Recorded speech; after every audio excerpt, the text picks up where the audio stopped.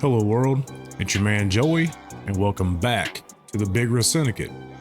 If you're new here, go ahead and hit that subscribe button, unless you hate good watches and hate having a good time, in which case, I really can't help you. But today on my desk, I have a watch that has officially ruined a lot more expensive watches that I've been looking at. Today, I present to you the Touraine Seafarer in this beautiful white colorway.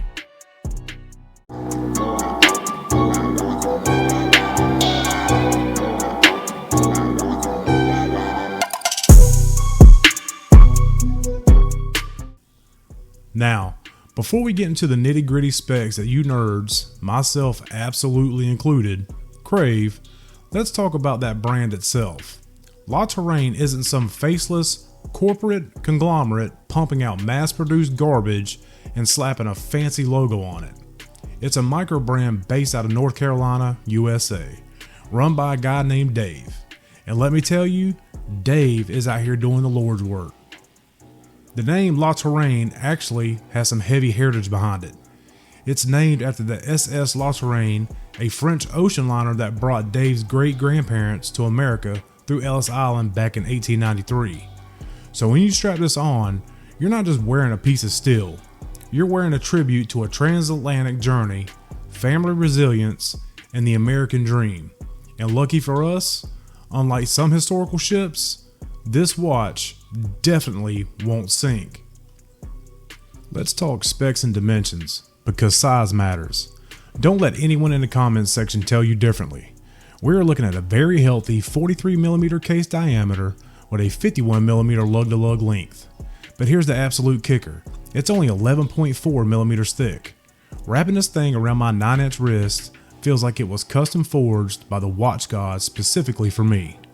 It has that substantial, masculine presence you want in a heavy-duty dive watch, but without feeling like you literally strapped a grandfather clock to your arm.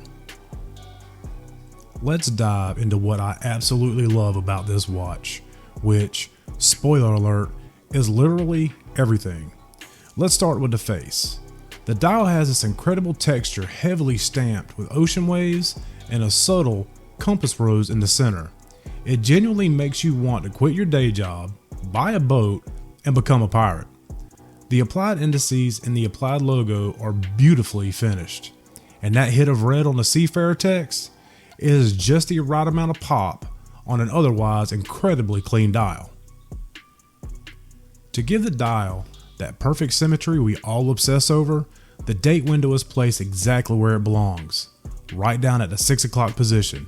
The metallic edges of the hands, indices, and that date window catch the sunlight and pop like crazy when you take it outside.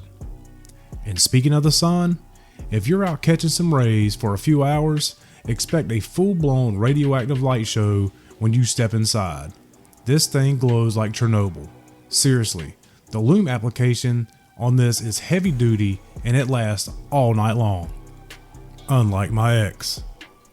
Moving outward to the bezel, we've got a unidirectional diver's bezel outfitted with a scratch-resistant ceramic insert. But the action on this thing, oh man, I need you to hear this.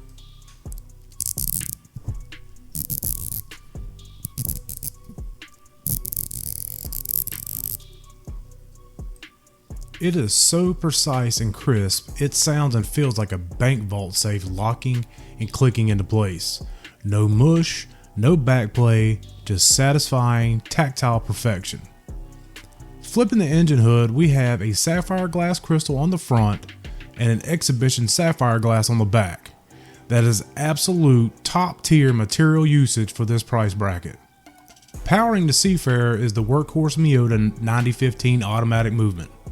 That translates to a buttery-smooth, fluid 4Hz sweep that is just lovely to watch glide across the second markers.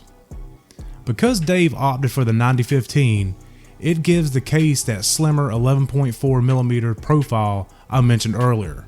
It's incredibly comfortable, it's not cumbersome in the slightest, meaning you can easily slide it under a shirt cuff if you actually need to dress up and pretend you're a functioning adult. Through that sapphire case back, you get to see a very classy signed rotor. Now, I did have exactly one suggestion for Dave on this front. I told him, Dave, man, if you threw in a unique engraved gold or bronze rotor in there, maybe with the logo, your name, and some aggressive cutouts and artwork, it would be game over for the competition. But honestly, that's just me being an overly needy watch snob. What's already there is fantastic. Now let's talk about how this thing actually stays on your arm. It ships on a 5-link Jubilee style bracelet. You can also get it in a 3-link that drapes beautifully. But the piece de resistance, the milled fold over clasp with a built-in glide lock. Chef's kiss. You eat too many tacos for lunch and your wrist swells up? Boom, slide it out on the fly. No tools required. The bracelet also features quick release spring bars, which is a massive plus because La Touraine is generous enough to include a rubber strap and a double pass nylon strap right in the box.